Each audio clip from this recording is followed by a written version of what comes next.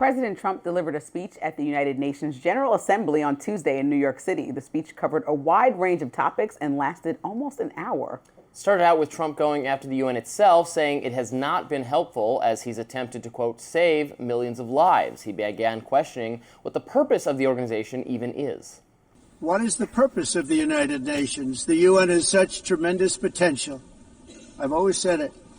It has such tremendous potential, but it's not even coming close to living up to that potential. For the most part, at least for now, all they seem to do is write a really strongly worded letter and then never follow that letter up. It's empty words, and empty words don't solve war. Much of the focus was on the war in Gaza, which is one of the biggest talking points at this year's assembly. Several major countries, including the UK and France, made formal recognitions of the state of Palestine this week. But Trump continues to say that's not something the U.S. can do. Unfortunately, Hamas has repeatedly rejected reasonable offers to make peace. We can't forget October 7th, can we? Now, as if to encourage continued conflict, some of this body is seeking to unilaterally recognize a Palestinian state. The rewards would be too great for Hamas terrorists for their atrocities. This would be a reward for these horrible atrocities, including October 7th, even while they refuse to release the hostages or accept a ceasefire. Trump then turned to the topic of immigration, specifically calling out Europe for policies that he says are destroying their countries. There's trouble. They've been invaded by a force of illegal aliens like nobody's ever seen before. Illegal aliens are pouring into Europe. Nobody's doing anything to change it, to get them out. It's not sustainable. And because they choose to be politically correct, they're doing just absolutely nothing about it. Now, this was Trump's first time speaking at the General Assembly in 6 years. Later on Tuesday, he met with several leaders from the Middle Eastern countries, as well as Ukrainian President Zelensky.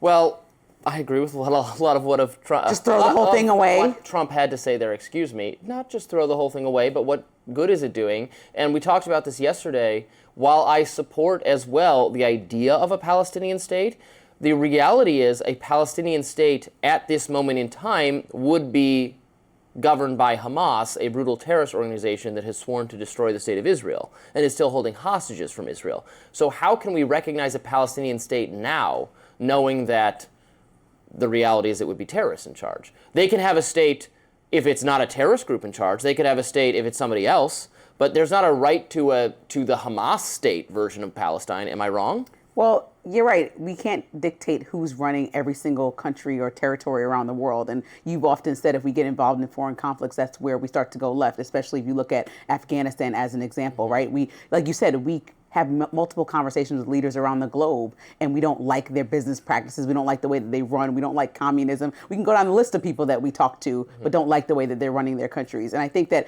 Hamas, yes, it's a terrorist organization, but we've tried to call Israel to the table multiple times to end this war. And separate from that, a long-term solution, and maybe they shouldn't be having them in the same conversation, but separate from that, a two-state solution is probably what would be on the table and has been on the table for decades to make this a peaceful transition for the rest of our lives. Because this war has been going on long before we've been alive and will continue to go on. It's not like if they actually were fighting at the moment, but there's been a bickering over this space of land in the world. And like you said, there are Middle Eastern countries that are not helpful or not trying to take on this burden. And so we are just involved in it heavily. And what we need to do is cause a solution and a resolution to this, not saying that that was right. What happened on October 7th, that was a terrible tragedy and all the fall of Hamas, but also saying and recognizing that Palestinians as a whole don't have to suffer as a people because of what leadership has done. And they are suffering to a point of no return, starvation and endless people even at the UN, calling for what they look at to be a genocide. And so when you talk about those two things, what's the solution right now if Netanyahu's not listening or bombing in Qatar as they're trying to have conversations? Care about the selective outrage of the UN, because it is selective and it's unfair and directed at Israel. The abuses of the human rights abuses of Russia and of China and of despotic Islamic regimes throughout the Middle East and regimes in Africa that are despotic. And the UN doesn't care about that. It just cares about being anti-U.S. and anti its ally Israel. It's selective, it's hypocritical, and it's why we don't care. So tell me, why did Trump feel the need to go there yesterday, right? So if he's going to go there, all he did is rail off on everyone, right? He told everyone, it looked like he was living in a different planet than the rest of the world, which is a little bit embarrassing because there wasn't even a conversation going on. It was more of a lecture. You're terrible on immigration. Look what's happening in your country. You're handling this poorly. You stink at this. It was like, what? Who does that? Just don't even go. He hasn't been, like you said, in 6 years. Why does he need to go now? He also took the time out to recommend himself for a Nobel Peace Prize because of how many wars he's ended. And he also took the time out to say, and you guys didn't give me the contract to remodel this place back in 2005, and it's a shame because look at it. It looks raggedy. It was a petty, no, exactly. And you know what, karma. I don't believe that somebody at the UN stopped his elevator, but the fact that his prompter stopped and the elevator stopped. That was a security issue. Well, no, it's a big deal because you know what? That's karma. That's, the Lord above saying, stop playing games, going in there, lecturing everybody, try to be a nice man. And the elevator stopped on you. I was happy to see him take some time from his busy schedule to make fun of those.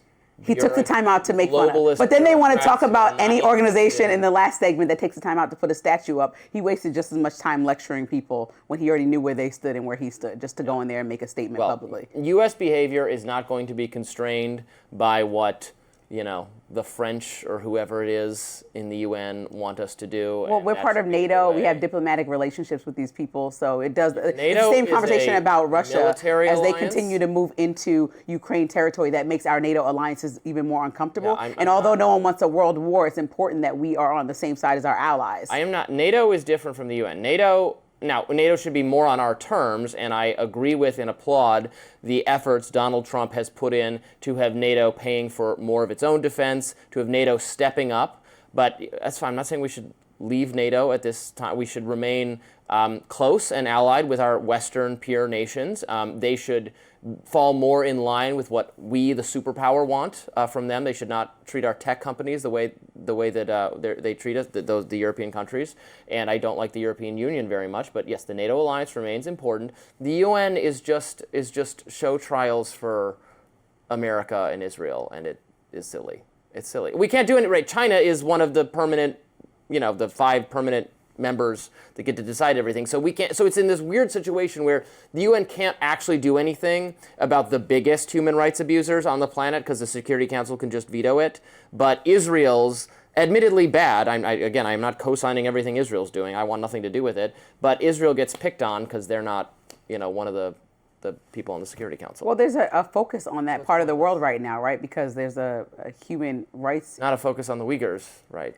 I'm just saying there is a focus in the news. We had protesters outside of our building about the issue. Like, it's happening around the world, the conversation. Yeah, the images that you're seeing, like they're... don't make me want to... Yeah, but it's free speech. And the point is a lot of people care about this issue. And so naturally, if constituents care about it, that goes to Congress, who cares about it, who's going to the president and his administration and telling him, say something, do something. Are we still funding this? What's the plan? And I think both administrations you can look at to how they handled the conflict. Well, we do talk about it, and I don't want to fund it either, and I think Israel should take different course of action. But again, I say it so many times, it's true. Both sides are unreasonable. I want nothing to do with it, and I don't really think the UN should have anything to do with it either. Up next, Secretary of State Marco Rubio did get into a debate with ABC's George Stephanopoulos over USAID cuts and American foreign aid. Don't go anywhere.